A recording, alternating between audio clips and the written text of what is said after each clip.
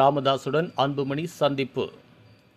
பாமக தலைவர் ராமதாஸிடமிருந்து பிரிந்த அன்புமணி கட்சியை கைப்பற்றினார். சட்டமன்ற தேர்தலில் தான் மனைவியை எம்எல்ஏ ஆக்கினார். இந்நிலையில் இன்று மனைவி குழந்தைகளுடன் அன்புமணி ராமதாஸ் வீட்டிற்கு சென்றார். ராமதாஸை சந்தித்து பேசினார். தைலாபுரத்தில் இந்த சந்திப்பு நடைபெற்றது.